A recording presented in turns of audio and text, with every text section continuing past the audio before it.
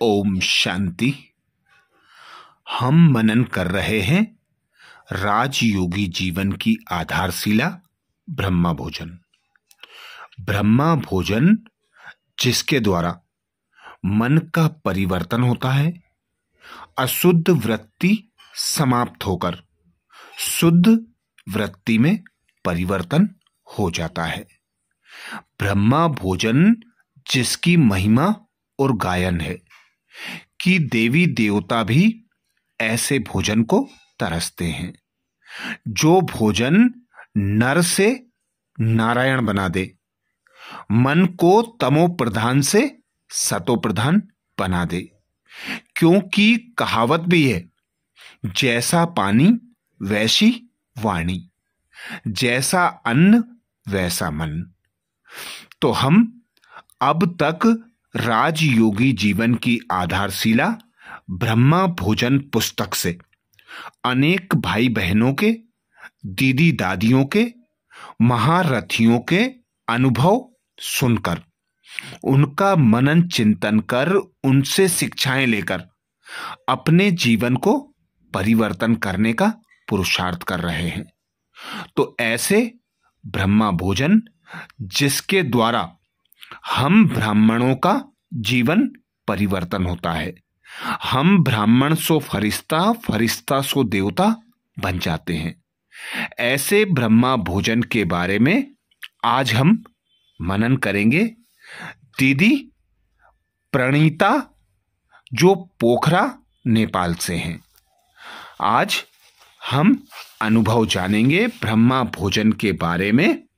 ब्रह्मा कुमारी प्रणीता दीदी जो पोखरा नेपाल से हैं। दीदी कहती, हिंसा बंद हो तो घर में शांति हो, हिंसा बंद हो तो घर में शांति हो। दीदी जी से पहला प्रश्न किया, दीदी नेपाल का कल्चर बहुत ही अलग है, वहां पर बलि प्रथा है, तो मंदिरों में भी मांसाहारी प्रसाद मिलता है। जब आपको भोग लगाना होता था तो आप उन्हें कैसे समझाते थे और क्या संकल्प करते थे? दीदी जी से पहला प्रश्न किया, दीदी नेपाल का कल्चर बहुत ही अलग है, वहां पर बलि प्रथा है, तो मंदिरों में भी मांसाहारी प्रसाद मिलता है। जब आपको भोग लगाना होता था तो आप उन्हें कैसे समझाते थे और क्या संकल्प करते थे?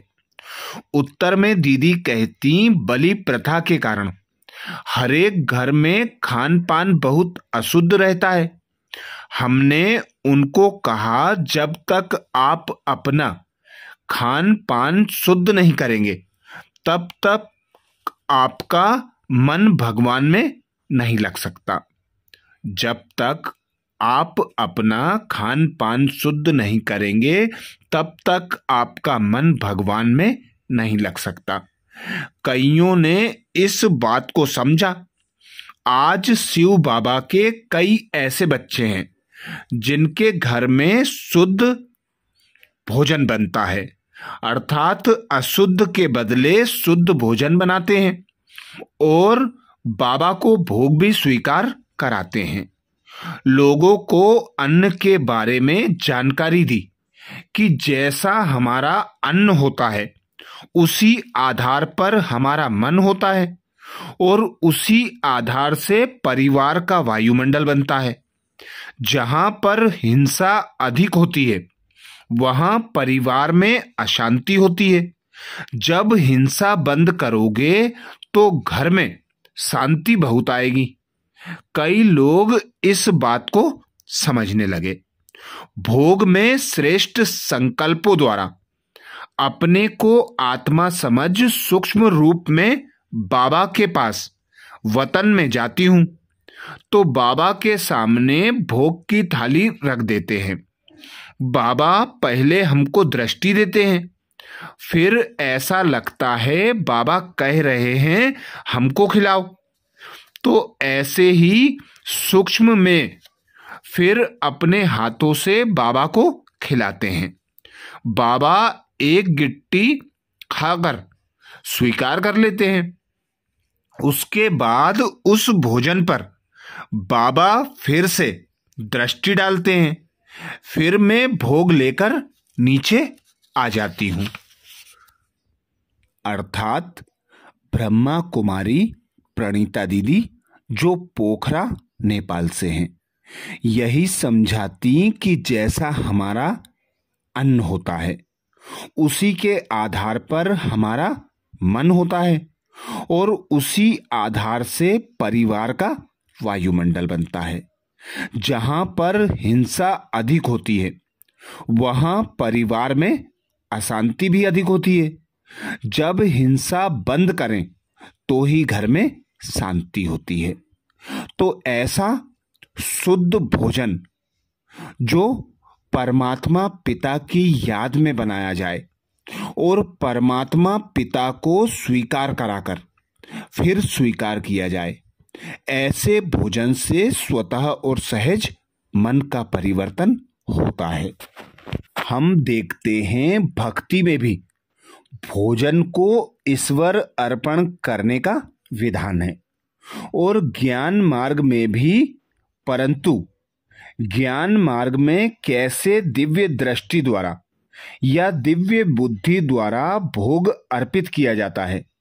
अनुभवी भाई बहन हमें यही शिक्षा देते हैं कि पहले बाबा की याद में रहकर शुद्ध पवित्र सात्विक भोजन बनाया जाए और फिर बाबा को स्वीकार कराया जाए।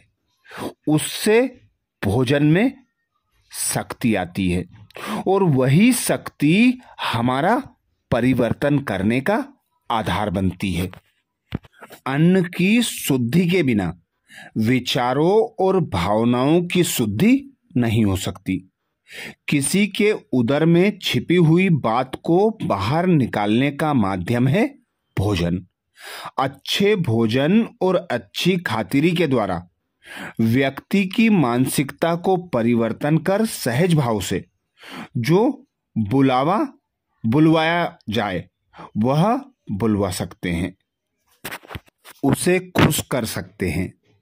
ऐसे ही जब हम बाप दादा को प्यार से भोजन स्वीकार कराते हैं तो बाबा भी उस भोजन में अपनी दृष्टि द्वारा शक्तियां प्रभावित कर देते हैं और वही शक्ति हमारी स्थिति बनाने का मुख्य आधार बनती है।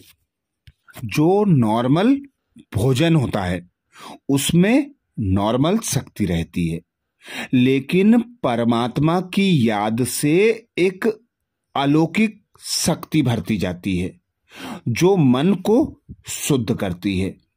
फिर बाबा कहते थे, जब खाएं तो खाते समय भी खास ध्यान रखें कि हम अपने शरीर को, शरीर के द्वारा मन को ईश्वरीय प्रसाद खिला रहे हैं।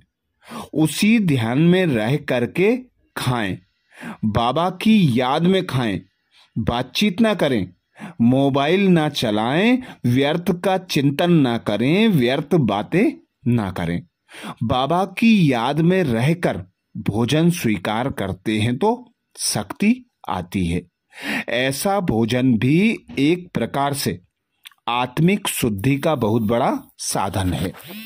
अच्छा, राजयोगी जीवन की आधारशिला ब्रह्मा भोजन पुस्तक पर विशेष अनुभव सुनने के लिए प्लेलिस्ट में जाकर अनेक भाई बहनों के, दीदी दादियों के, महारथियों के अनुभव सुन सकते हैं। ओम शांति।